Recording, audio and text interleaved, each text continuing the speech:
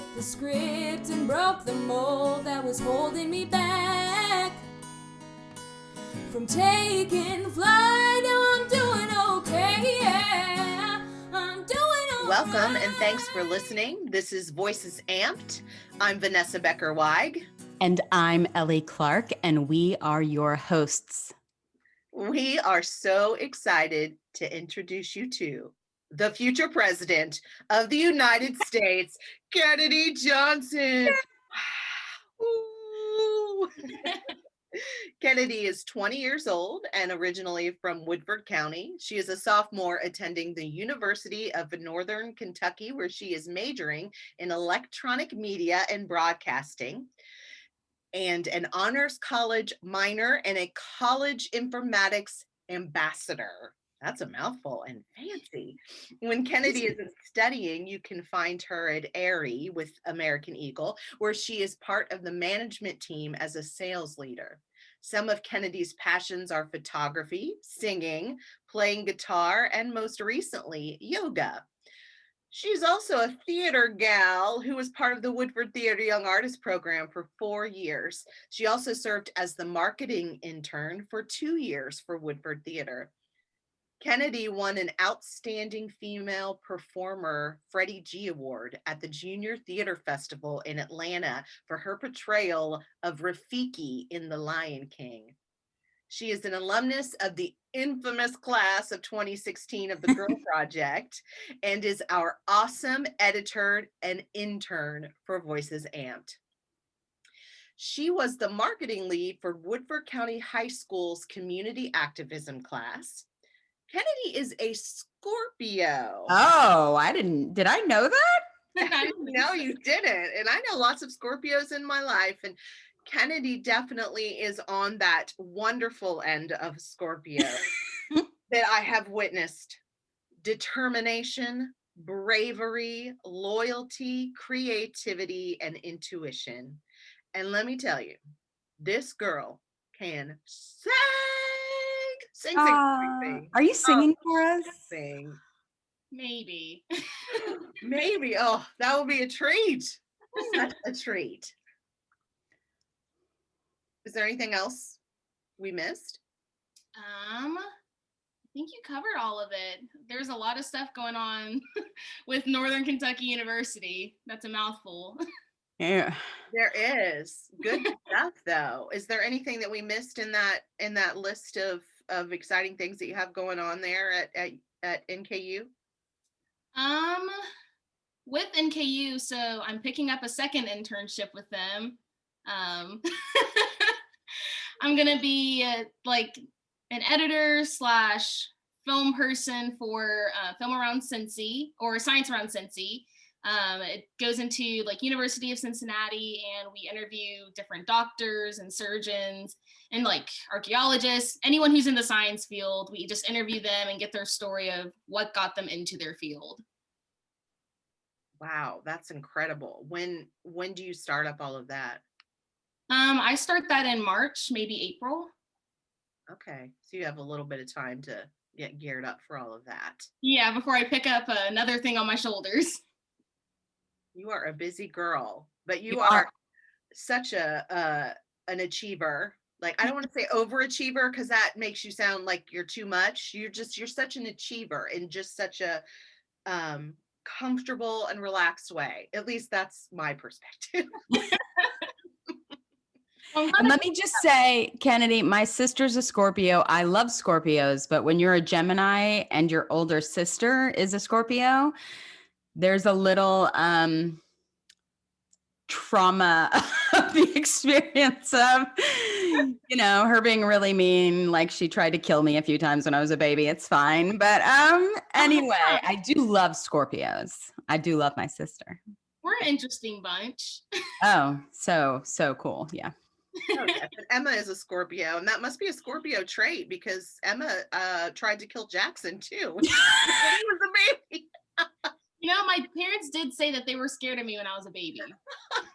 Are you serious? Did you have a little brother and sister that you were mean to sometimes? I'm the youngest, but my parents did say apparently I used to sleep with my eyes open. That's terrifying. So maybe it's just a Scorpio baby thing. Now, for all you Scorpios out there, we love you. We truly do. My dad, my daughter, my good friend Patrick, all Scorpios. So we love you, Scorpio. My whole family Scorpios except for my oldest sister, my mom, and that's it, actually. Wow. Interesting. Mm-hmm. So today is a big, big day that we're interviewing you, Kennedy. It is Inauguration Day 2021. So if anybody bursts into tears of joy and relief, we'll just have somebody else pick up the microphone. So Inauguration Day 2021, a couple weeks past January 6th, 2021. I'm going to ask a really loaded question, Kennedy. How are you feeling as a young Black woman in America? Honestly, it feels like there's a weight lifted off of my shoulders. Like I don't have to, I mean, obviously we still have to deal with racism and all of these other issues, but knowing that there's a president in office as well as a vice president in office who truly care about all American people, but specifically minority Americans. It's just a huge comforting feeling knowing that, okay, I'm safe. Someone cares about me. Like the leader of this country cares about me. I'm already starting. So I'm gonna try to focus in. Thank you for sharing that, Kennedy, and knowing that you feel that way and are feeling hopeful. I don't know, it just provides a whole other layer of hope. So thank you for starting us off that way. When you were watching this morning, when I was watching this morning, I'll say for me, it was so clear the thoughtfulness that went into the representation on the stage, more so than has ever been in the past. And it just felt, it felt a little more whole. It was like putting pieces together. And even if it is thoughtful and it brought people's attention to it, I think it's a really important thing to see a more representative idea of what America is. Did you, I mean, obviously you saw that. Did that feel good? Was that meaningful to you? Did it feel like they were trying too hard? Did it feel like, thank God, it's about time? What's that feeling? It kind of felt like everyone who was there, but also watching, was just like everyone felt connected. Yeah. And even though Trump wasn't there to make it a peaceful Passover, it still felt like everyone who was there was just connected and like just kind of grieving with each other. It's such a it's a win for the day, but it's weird because you still feel like you're grieving a loss in some way. Because we have to like let go of all of the bad stuff that recently happened and still move forward. So it's this weird middle ground that I feel like everyone was in. And super brave of Mike Pence to be there without Trump being there, I thought. So yeah, that definitely changed my perspective on him a little bit. Like I gained some more respect for him just because I'm thinking like, okay, you can put your ego aside and be peaceful. Mm-hmm. And I think that's a really big standing point for him right now, I guess. I think there's a lot of lessons to be learned over the past couple of weeks. And I today, for the first time in a really long time, felt that hope because of seeing all of the different faces that you talked about, Ellie, and seeing Mike Pence come in with that bravery, even our buddy Mitch McConnell being there, and just feeling that everyone sees the work that is ahead of us. and acknowledging that work and not ignoring it gives me hope. So, I will say another thing, watching the inauguration that made it so meaningful to me, and I truly had chills the whole time. I wasn't even at my parents' house watching it. I was at the hair salon getting my hair done. So I was surrounded by African women.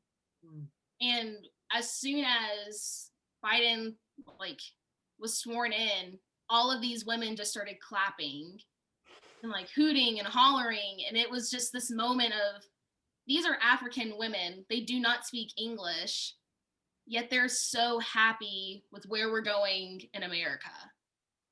And it just, I don't know, it was a really touching moment. And I'm happy that I got to be a part of that. Yeah. that's amazing. So, Kennedy, we're going to maybe switch gears for a little while. Maybe we'll circle back to some of these events, but I would love for our ampers to get to know you a little bit in regards to how you've been part of our activism work for, I guess it's been 4 years now. What? 4 years? Crazy. I know. So back in 2016, tell us what you knew about the Girl Project and why you wanted to be part of it.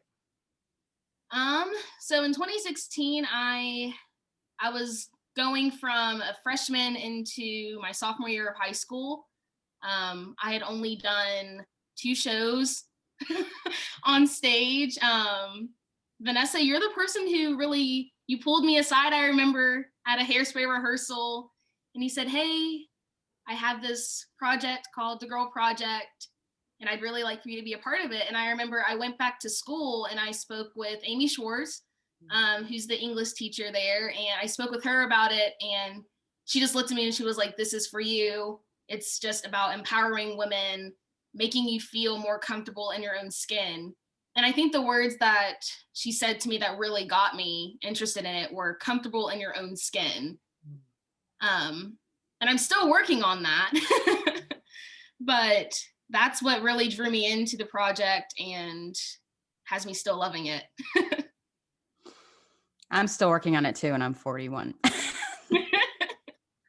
Yeah, I think we've talked about it. It's a struggle. It's probably the one thing that, both of us are constantly struggling with, that we're constantly imparting on our participants. And that's why we have each other and we keep working together to keep feeling comfortable in our own skin. Good. Yeah. So I always talk about that class of 2016. Every class of our participants has always had, something super special about that class. But the class of 2016 was like this miracle that dropped into my lap, because it was the year Ellie had decided to go to grad school, and she you had completed your first year of grad school, right? And you were getting ready to go and do a season in Ohio for Tantrum. I got cast in Dancing at Luna Set with Tantrum Theater, and I was so scared to call you and tell you that. Oh, and so I knew that it was going to be a very different year. And I had to kind of strategize on what that was going to look like. I knew that, Margaret was definitely going to be doing some more. And then we were going to call in our first like long-term guest artist and male guest artist. Yeah. And so I knew that was going to happen, but then, needed to have a really magical group of participants. And boy, did we. I mean, just intelligent fire starters, all in. Everyone was all in. And of course, 2016 was the year of the election. And definitely, I believe that every single girl had like-minded political views that they were very vocal about. So it was a pretty intense year, but it was such a great year to create because everyone was all in. So that is the perspective that I have from that year, the miracle workers of that year. I'm curious, what did you think of the group that you were working with, especially, considering the year that it was and that all that was going into it? How did you feel about that group? Did you feel that kind of magic? Did you feel what did you think? I definitely felt that magic, and we were all so connected. I mean, we still keep in touch, all of us. um because it was that election year, it was a little weird for me because I was the only Black person in the group. And I remember we did do a piece about Black Lives Matter, but it still felt weird just because, I was still carrying everyone on my back because I was having to be the leader. And I just wish that I had one person to hold my hand up there. Mm. Just one more person of color in that group. And I think that would have made it so much more amazing. But regardless of that, I just think I learned something from each of those girls. Each of those girls taught me something, and I will never forget that year. That, I mean, you just stating that it is so insightful. It's really insightful. I remember doing that Black Lives Matter piece and how important it was. But I definitely can, learn. I think a lot of lessons learned about, you know, you you having all this support behind you, but you were still alone. Yeah, because I was still having to educate everyone. I mean, I had majority of the lines spitting out all of the facts about Martin Luther King and all of these other influential people in our history. And I just feel like if there was one other person there to educate with me, then it would have been easier to really feel it, I guess. I don't think I really took a second to feel my words. Oh, Yeah. So I think that would have helped. Yeah. yeah. Do you remember that year? Such a heavy hitting pieces, but that was the year with the Brock Turner case as well. And we really honed in on that Brock Turner case and read the letter from the victim. And I just remember that being a closed container that was on fire. What kind of how did you feel about that time and reading that letter from the victim of that case? I was so young, Mhm. because the woman who experienced that assault, she was already in college. And at that time, I think I was still 15. I wasn't even 16 at that time. So I was such a young girl writing about this experience that I didn't know anything about because I had never experienced it. And I had to put myself in her shoes, but I portrayed her sister, um, which I thought that was a lot easier for me since I do have two older sisters. Mhm. But that piece, I think about it really often, actually.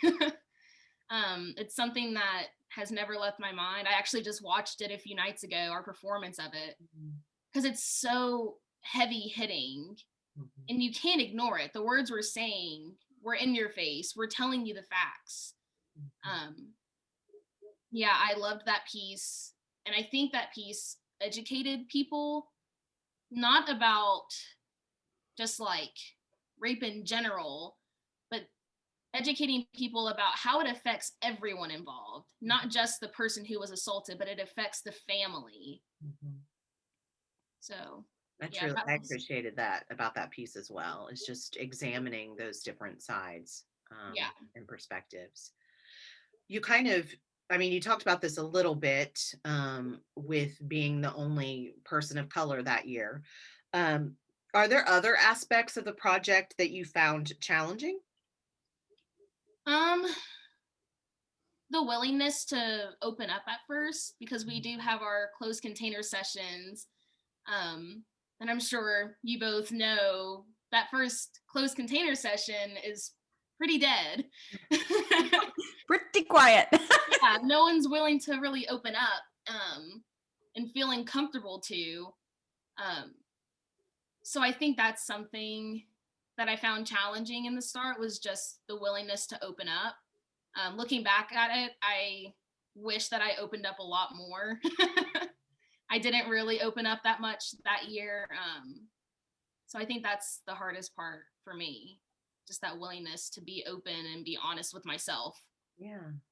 You And were we're so- asking you to do it in like 6 weeks, and 3 of those weeks is writing the play and putting it up. So there's not a lot of time for that to unfold. So just the fact that you're still reflecting on it is meaningful. It is. You were so supportive. That's one thing that really stands out to me, with your group, and how you were just so incredibly supportive of everyone. It's such a wonderful quality of yours, Kennedy. It really is. You're such a supportive person. Um, what would you say would be the biggest thing that you took away from your time with the Girl Project? Be easy on yourself. I think that's the biggest thing that I took away, mostly because each of the girls, we had our own struggles that we ended up opening up to each other about at the end. So, we all just said, like, be easy on yourself. You'll get there.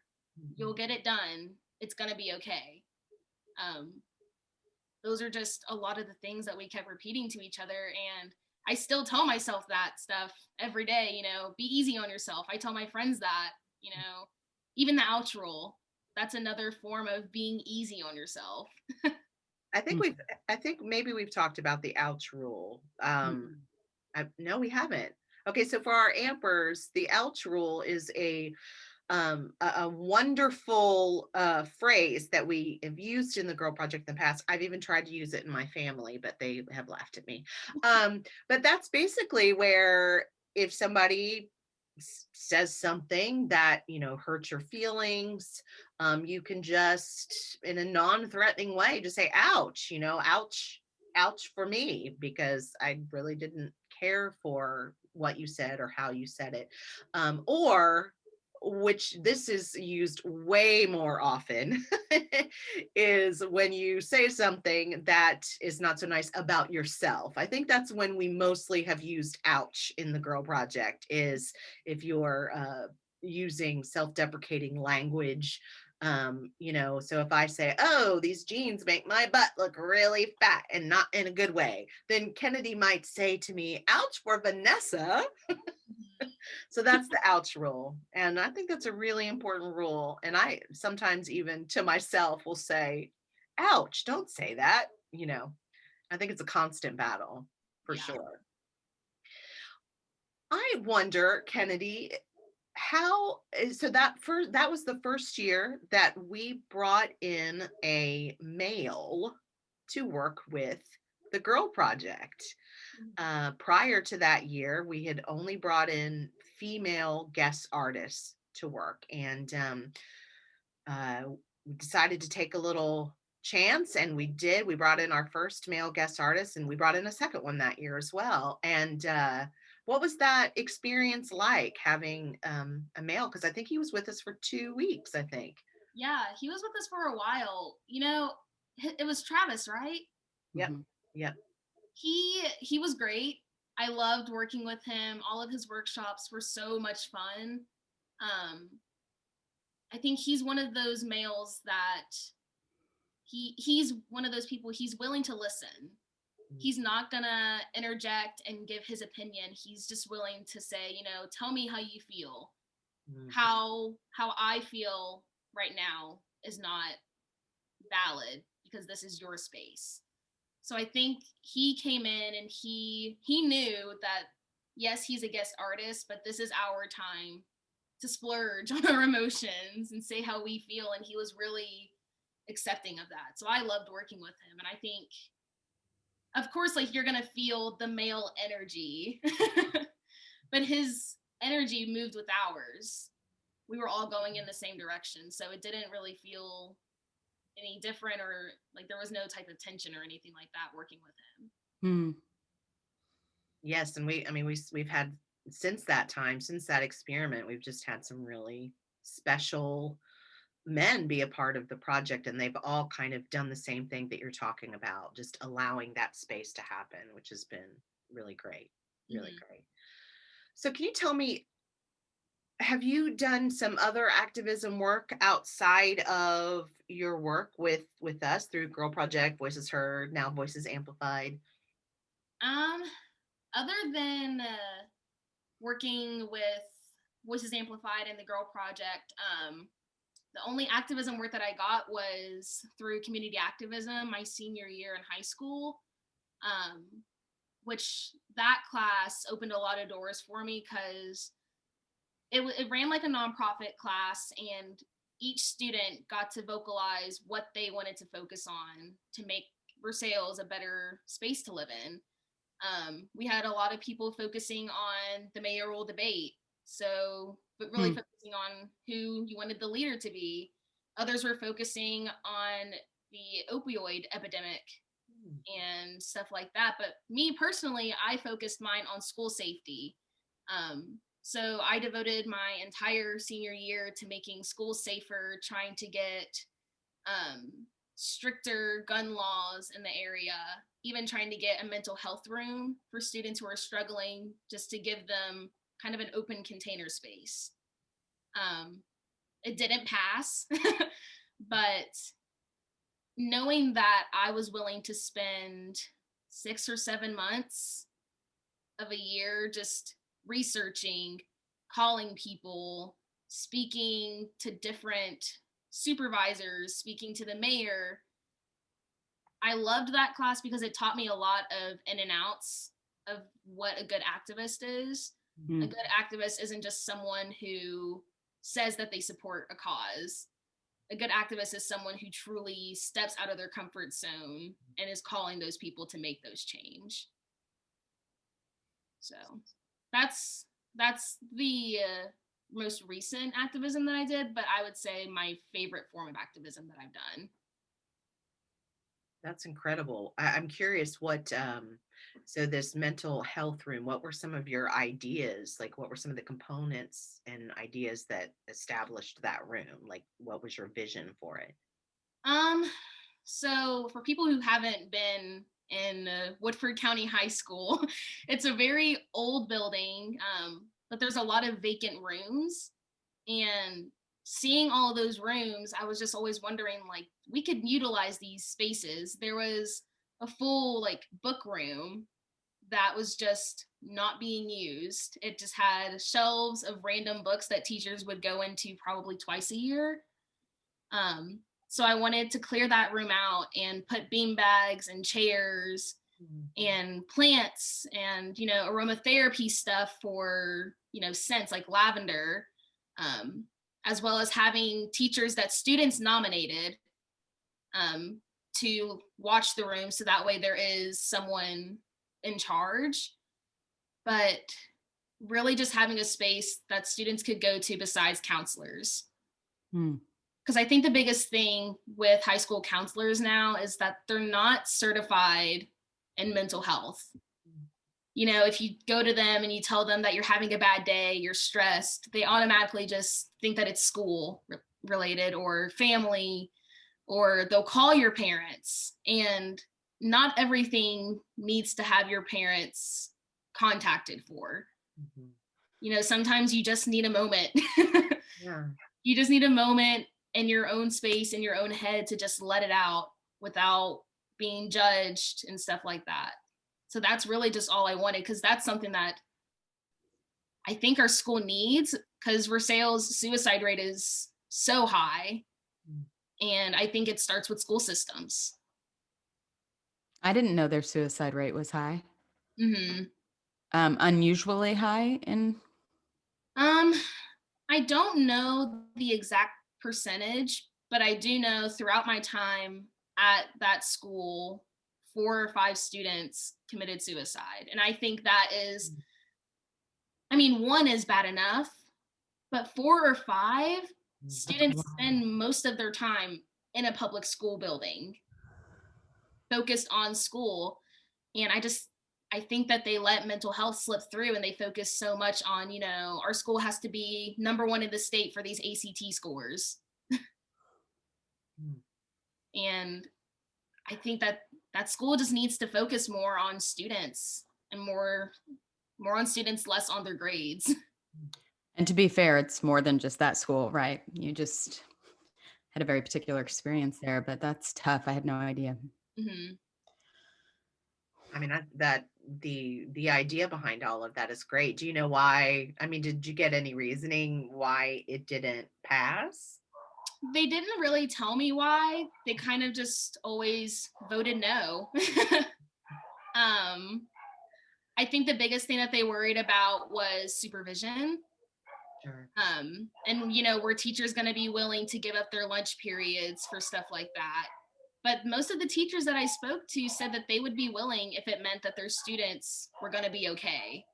I was going to say, a lot of those Woodford County teachers that I'm familiar with, like Amy Schwartz and Elizabeth Gibson, I can only imagine that would be something they would pretty much, volunteer, to do that. Yeah. So. I think funding is also something that the school was worried about, but I had in my proposal that we would do donations.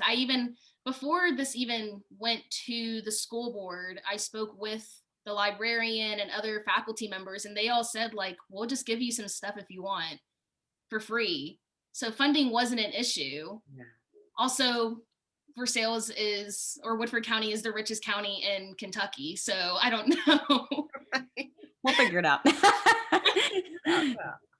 But being in community activism and having that stepping point, it really helped a lot. And just also getting to know the funding aspects, because in that class, we got to learn the school's budget as well as the county budget and the city budget.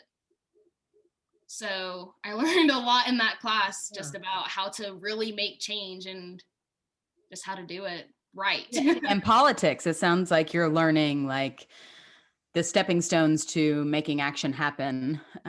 That's excellent.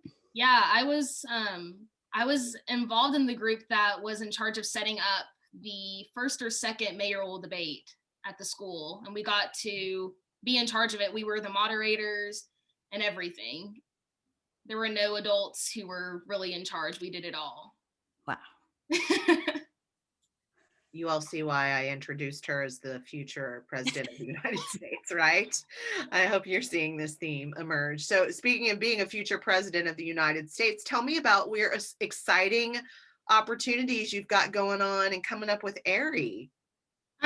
So I opened up to my boss about how I'm an electronic media and digital broadcasting major. But also how I've been with the company for 3 years, and I've been an activist for feminism for however long. And she basically just said to me, give it a year and we're going to get you in touch with home office. We're going to get you in touch with these people who can get your name on some pictures and work on publicizing women's bodies, because the biggest reason why I stay with AIRI is because they're not like Victoria's Secret where they edit their models, like throw on filters and stuff like that. The models that you see online from AIRI, they haven't been edited. They haven't been touched. Their skin tones and how you see them, their waist size is how you see it. I did not know that. Wow. Yeah. Look that up. I had no idea. Yeah, the brand is AIRI Real. So just being true to who you are, regardless of your stretch marks, disabilities, anything. They're so open with anything about a woman's body. And I just really respect that. I love that. Mm-hmm. I'm going to have to look into some AIRI shopping. Okay, wait. So you're doing marketing and broadcasting. You're part of the honors college. You're taking on this new internship. You're interning with us. You're a sales leader at Aerie. I'm an So ambassador. do you make any time for acting, singing, or dancing still? I sing in the car on the way to work. Um, anytime anytime that I get a chance to do anything artistic, whether it be singing or playing the guitar for my classes, I'll take it, because being an electronic media and broadcasting major, that's EMB for short, so I'll just say EMB. Being in that major, I get to do audio production. So a lot of the things that my professors say is just, do something that's multi-track. And music is multi-track. So for my final exam last semester, I took it upon myself, and I sang a song. I Nice. mixed it. Yay. I was gonna say, do not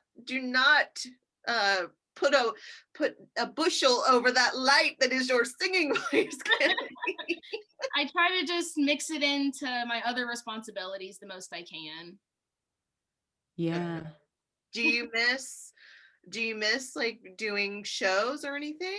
Oh my gosh, I miss it so much. What was your favorite that you've done?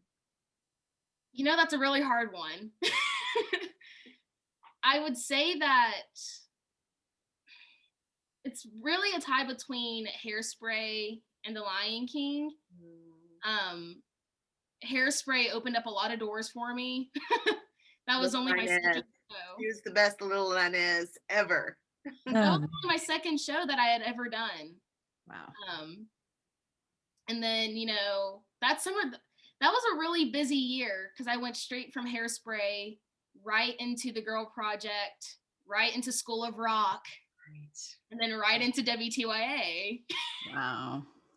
So Hairspray really opened up a lot of doors for me, as well as it's just probably one of the best shows to do. It's so fun.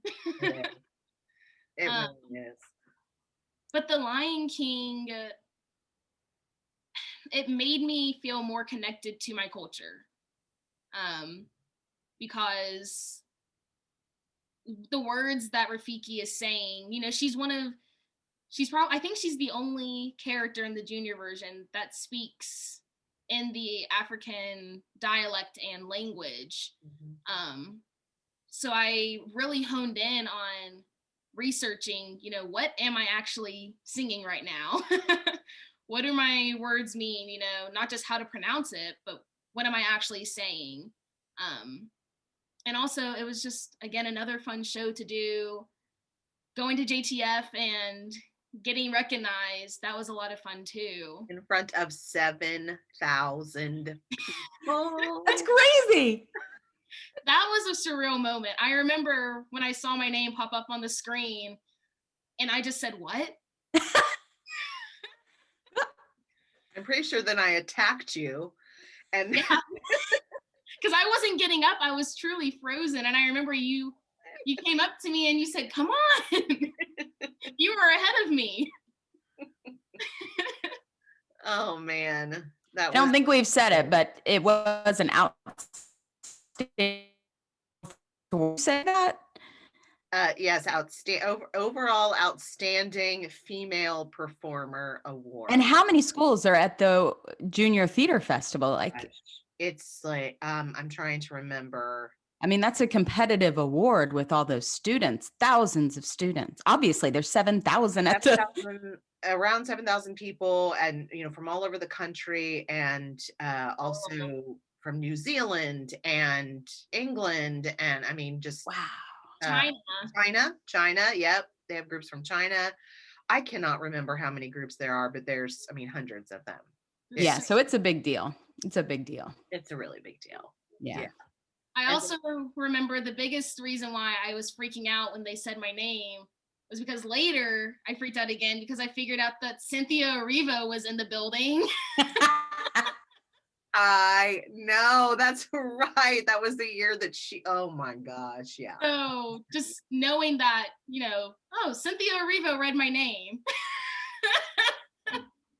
That was such a weird moment, but I'm so grateful for it. It was special. It was really special. Yeah. Kennedy, so this is something that we ask at the beginning of our time in the Girl Project. Who is your greatest inspiration or role model? It's a really hard one. I think that my biggest role model is probably my dad.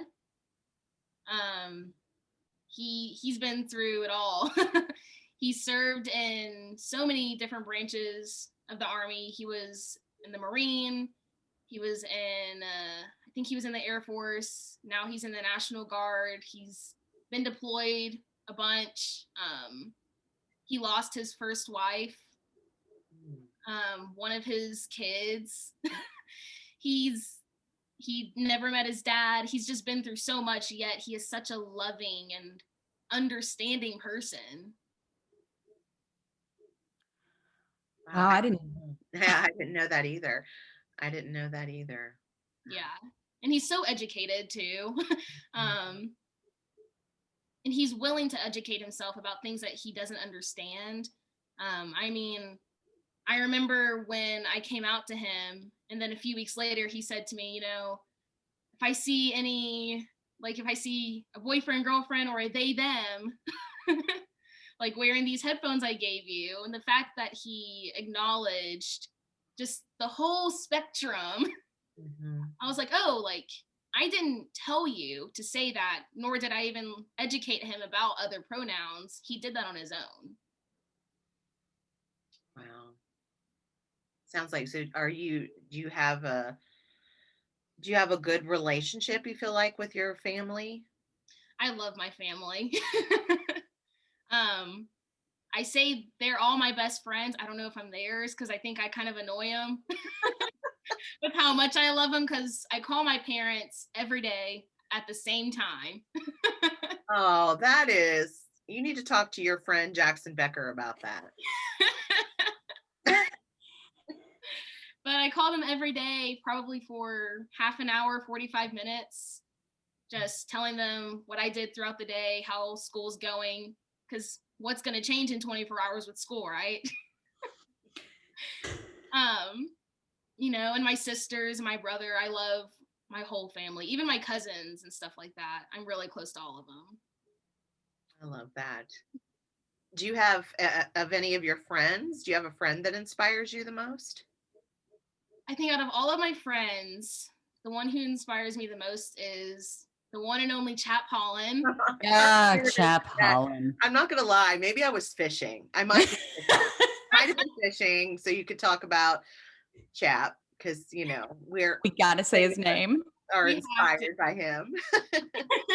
What about Chap inspires you?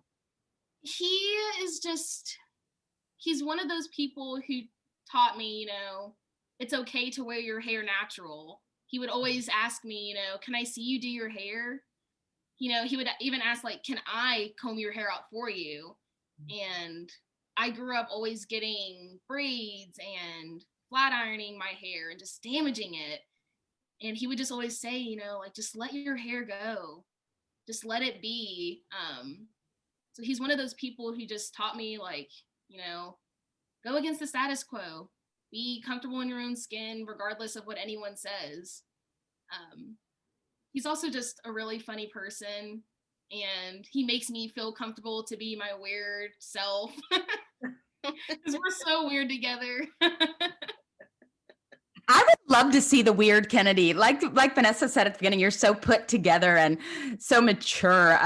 What is your weird self? What are the weird things you are speaking of? Oh my gosh. Chap and I like to do this thing where we call it our fantasy world.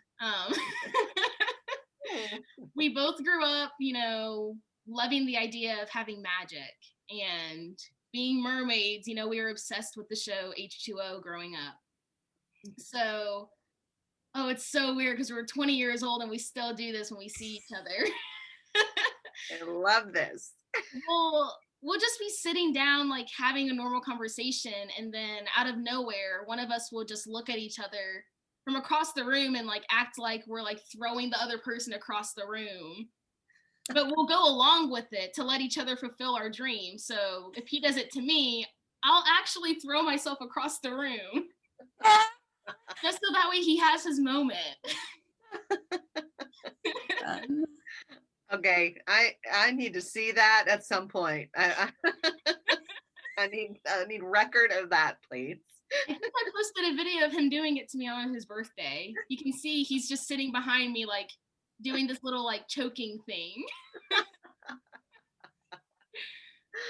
Oh man, that's so great. Yeah, he's my best friend. I would say out of everyone in the world besides my family, Chap is the one person who really knows who I am. Mm. And it's kind of scary how much he knows me, because I don't have to say anything to him and he'll know that something's wrong.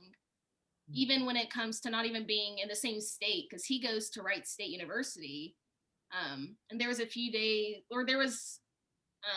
like a few weeks ago when I was getting ready for work, and I woke up not in the best mood, and he texted me and he said, "I love you. I just thought you needed to hear it today." And I was just like, I'm not even around you. How did you know that I needed that? That's a great friend.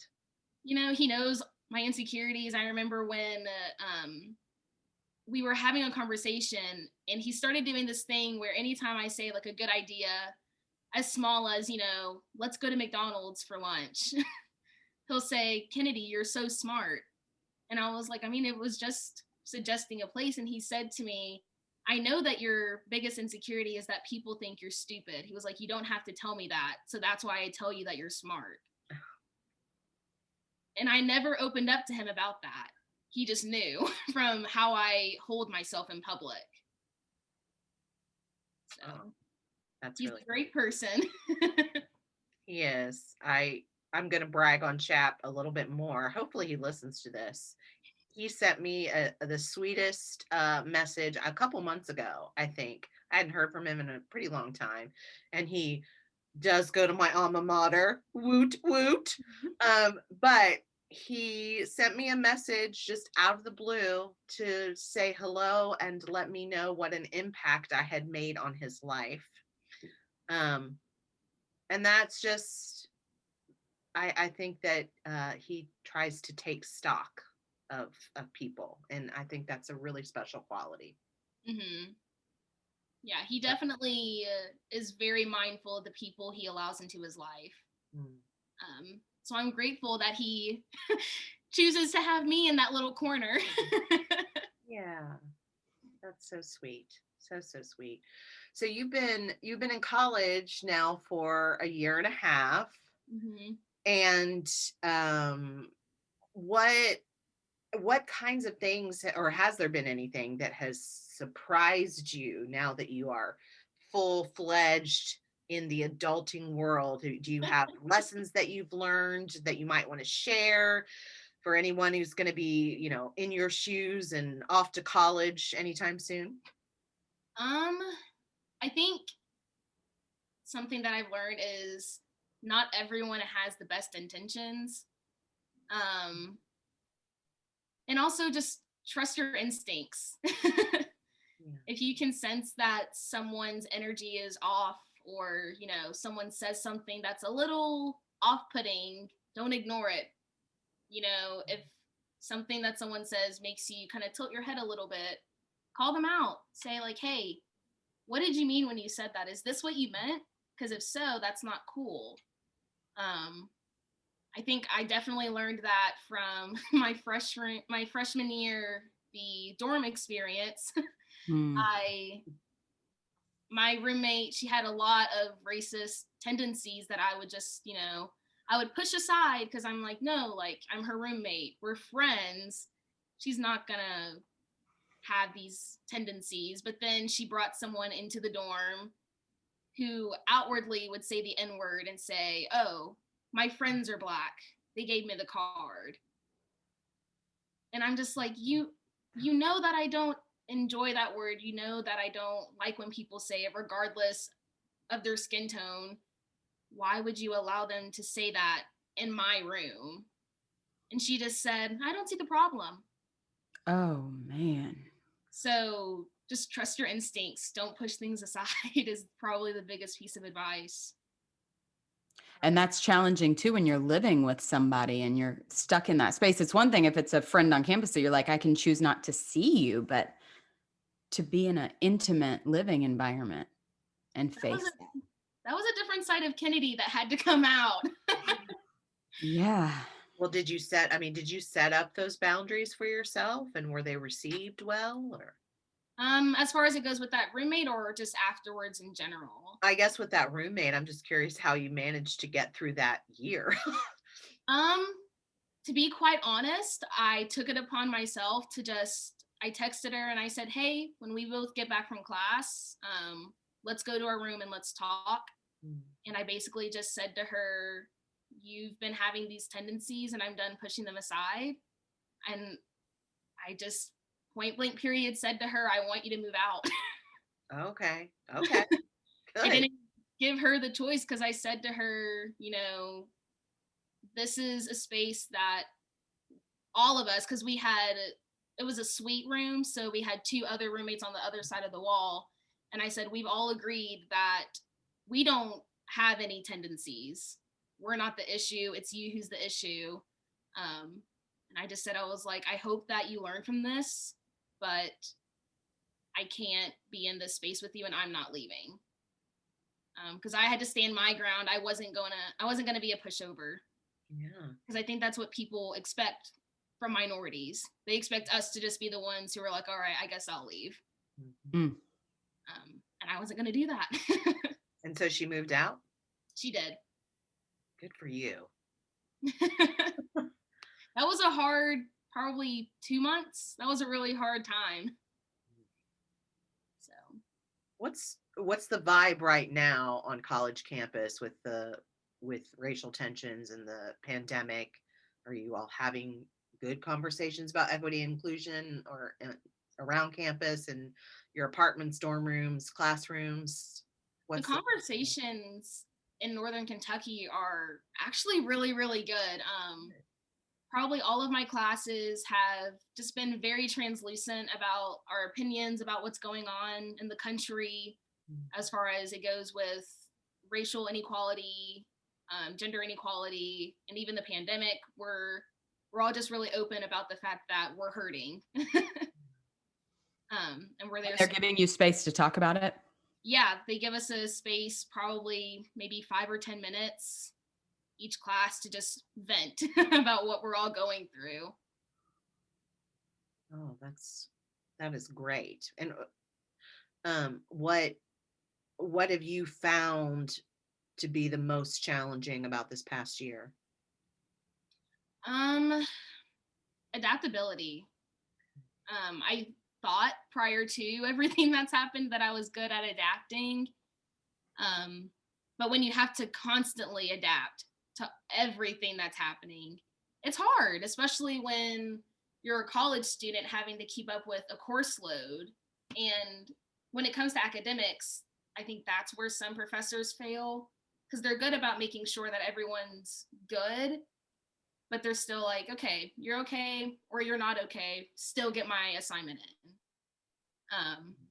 So being able to adapt to the fact that, you might have to move back home, the next morning, but you still have to turn in that assignment that night too. Wow.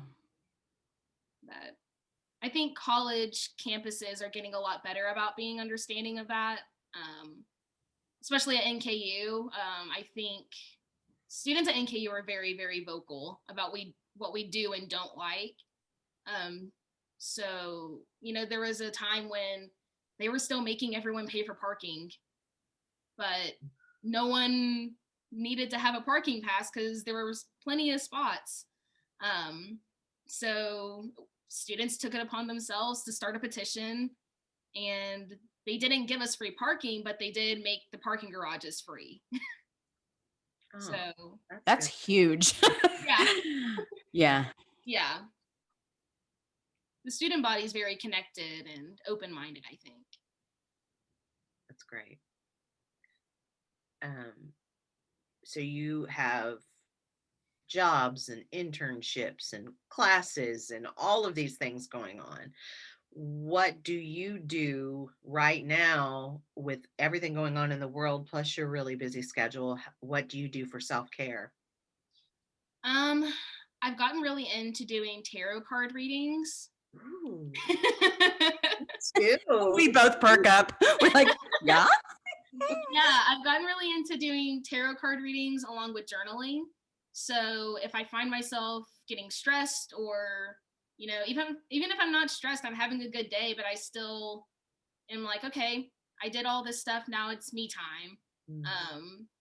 I'll get out my deck of cards, I'll pull a few cards, really evaluate them and see how they connect to my life, and then I'll journal it to make sure that I really remember it, and make sure that throughout the week I keep those cards in mind. I even keep crystals on me. I wear a crystal necklace. I switch out the crystals every day, just what type of energy I want to bring into my day. So is it like a vial that you put the crystal in, that you're switching out crystals? So it's I wish I had it with me, but it's Me just too. it's just this little like cage type of thing.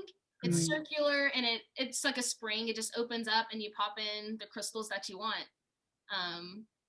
And it's just as simple as that. I put in 2 crystals every day, one for clarity and then one for a chakra that I feel like needs some extra energy brought to it. Yeah. So smart. Lately, I've been switching between my head and heart chakra. Yeah.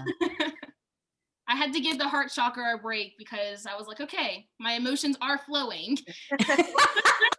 Let's do a root chakra today. Yeah. So Kennedy, where do you want to be in 15 years? You won't quite be old enough yet. Well, maybe you'll be old enough to run for president. 15 years? I mean, 35? Is that the age? I'll be 35. Right. And I think you could be 35 to run for president. So that's where I think you're going to be in 15 years. Where do you think you're going to be in 15 years? Honestly, I would like to start my own production company. I've gotten really into producing, as you both know. I like producing, I like organization and managing other people. I don't want to say I like being in charge, but I like I like being in charge, and the fact that I like to make sure that everyone's okay. So I would like to start my own production company, really focused on helping organizations like Voices Amplified, helping nonprofit organizations get their work out there, and getting different groups of people together who are certified in camera work, audio work, lighting, and just starting my own company. And so production is such a it seems like a broad word, I know, to you because you're in it. Maybe it's not. But when you say production company, are you talking about producing marketing materials? Like, is marketing tied into that? Or are you talking about production, like music production or film production? So when I talk about production company, I mean that basically I am the head producer of the company, but I also have a team of 15, 20 other producers, a team of 10 to 20 other audio people, and I'm just like separating people to different little nonprofit organizations. So basically, take it as Voices Amplified. 15 years from now, it's just now starting up. You guys are starting from scratch. You don't have an audio person, marketing person, or anyone. You would call me, and I would say, I have some people that I can recommend to you. Here you go, choose. These are their prices. So that's kind of what I want to do. Yeah. Yeah. Somebody who gets shit done. Love those people. I try. So Kennedy, I have a question for you that might be challenging to answer. I found this made me feel very vulnerable. I'm curious. What keeps you up at night? I think the thing that keeps me up at night is my thoughts. Because I am so go, go, go all the time from the moment I wake up till the moment my head hits the pillow. When my head does hit the pillow, I find myself just not being able to stop my brain from everything that like I was neglecting throughout the day. So, you know, I wake up, I go to work, come home, go to school, and then eat dinner, go to bed. That's pretty much how a day goes for me. And I don't really have a moment to sit and just, you know, say, Kennedy, how are you feeling right now? You know, are you feeling anxious? Did you drink water? So I'll just find myself up at night just having all of these thoughts run in a circle of just like everything that's stressing me out. So I think that's what keeps me up at night. Never being able to turn off the brain. Yeah. Mm-hmm. What's your superpower? Or what do you feel is like you uniquely have to offer in a collaborative space? I think open-mindedness is probably my superpower. The ability to talk to someone who's on the completely other spectrum and still, I like to say, disagree agreeably. That's something that I've been saying for a few years now. I think that's something that I've gotten pretty good at. You know, I'm very liberal, but one of my best friends is a Republican. And I think that is a superpower, especially in today's politics. So just being able to be open-minded and see from the other person's point of view, even if you don't agree with it, but attempt to understand it. That is a wonderful, wonderful quality to have. What's the best piece of advice that anyone has ever given you? You know, Walker Cody said to me before he went to SCAD, sometimes life has to tell you instead of the other way around. And I think that's Walker Cody.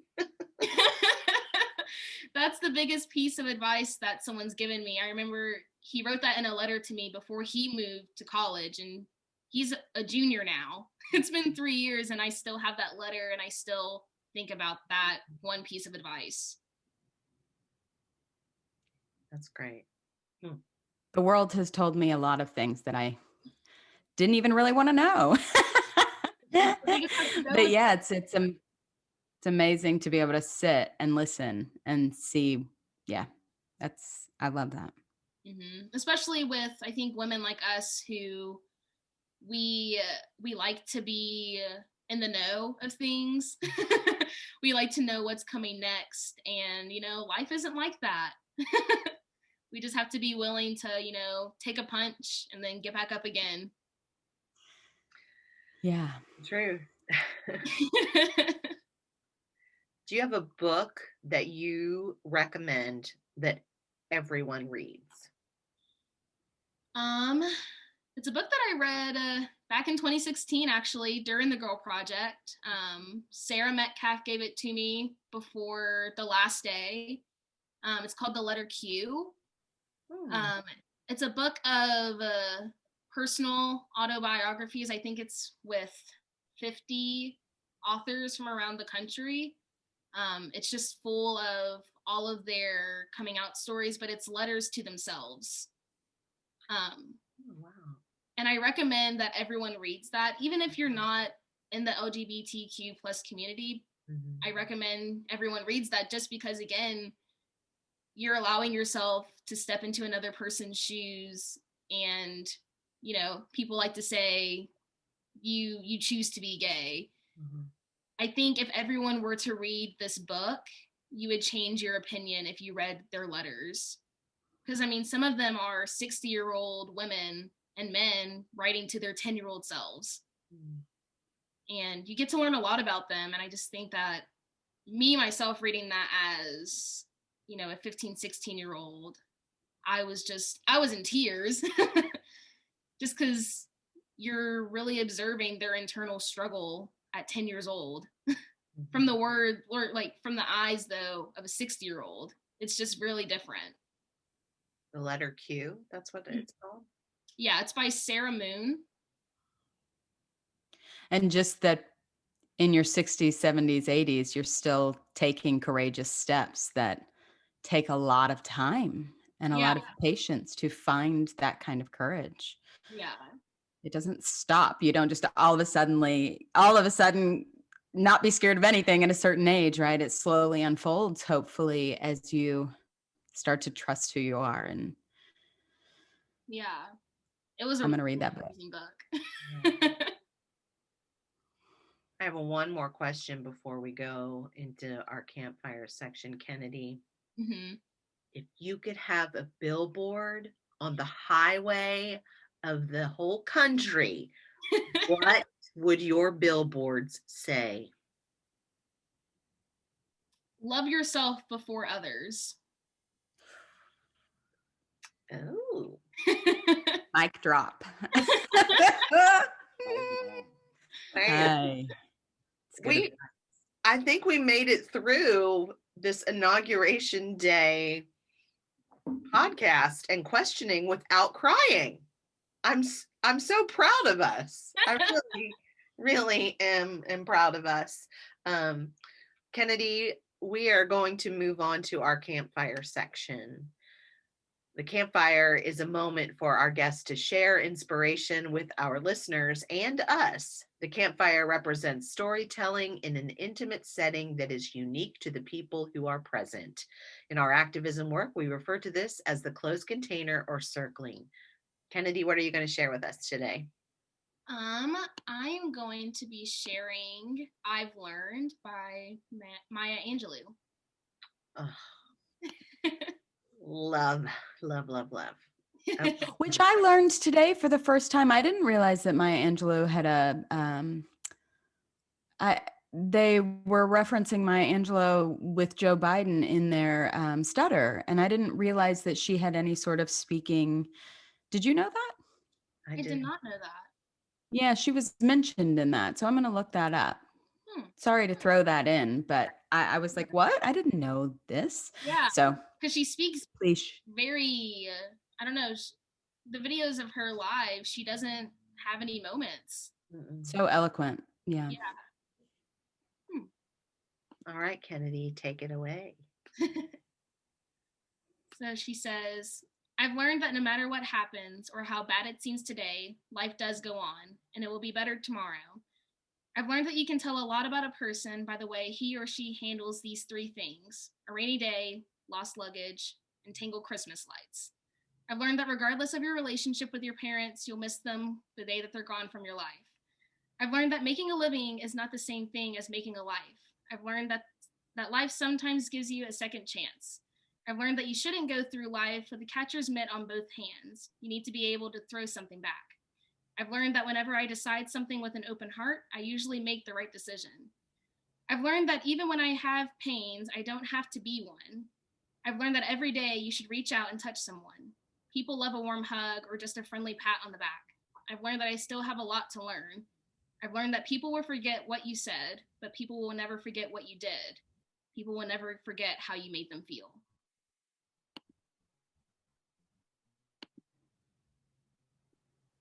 I just talked about not crying.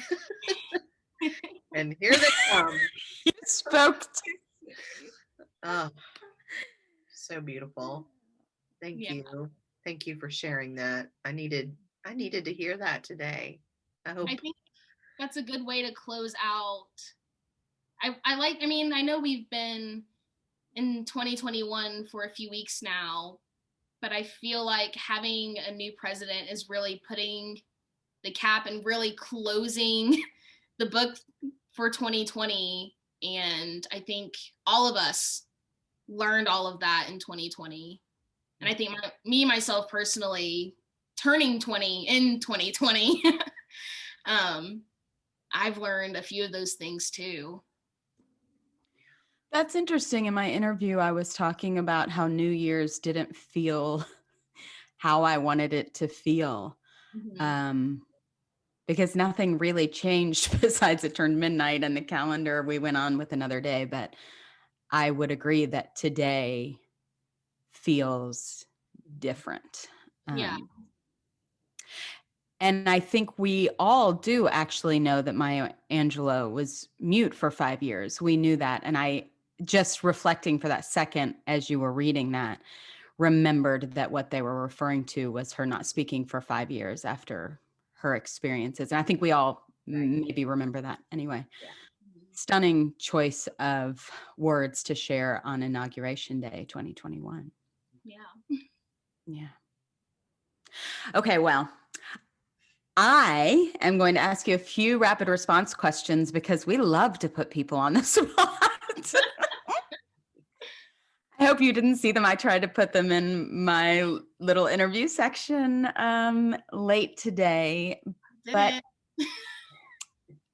first, what is your guilty pleasure? Oh gosh. I just saw you throwing chap across the room with your magic. I think my guilty pleasure is, oh gosh. Probably I think it's something that we all do, but it's the best thing in the world. You know, just walking around the apartment with no pants on.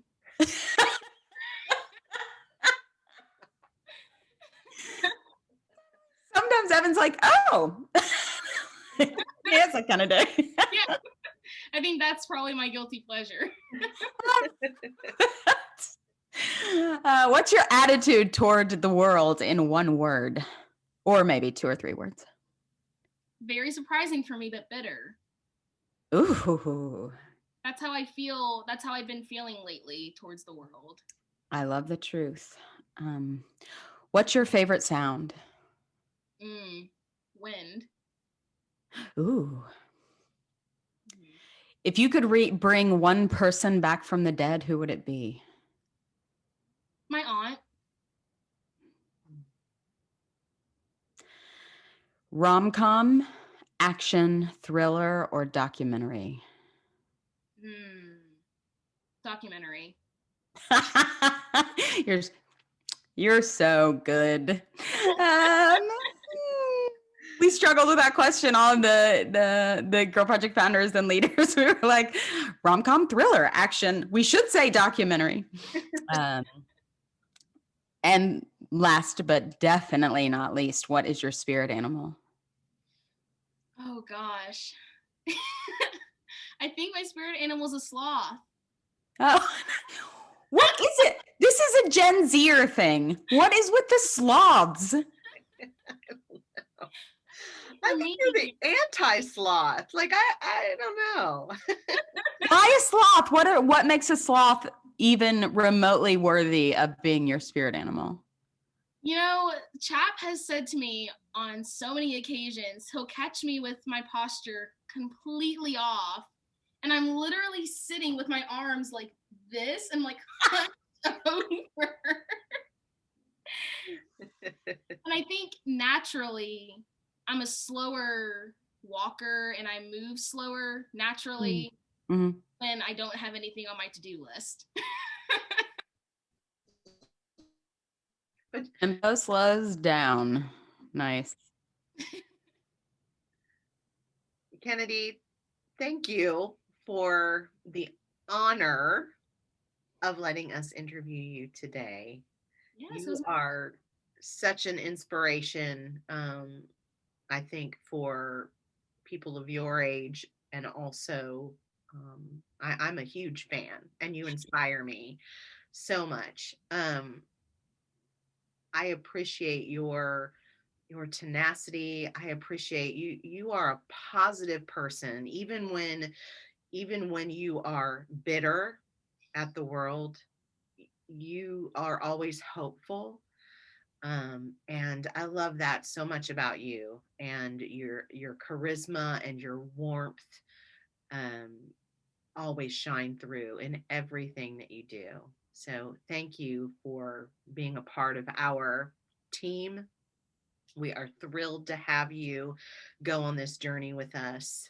And I hope all of our listeners get a sense of, as you listen to me and Vanessa and Jenny and Margaret talk about the Girl Project, and almost always come back to the girls, like, how do you get through? Why do you do this? What do you love about this? It's the girls. And just hearing and having you in the space today, as the person we're interviewing, I learned so much. And while I wasn't there the summer you were there, so I know you less than Margaret or Vanessa, right, who were there that summer.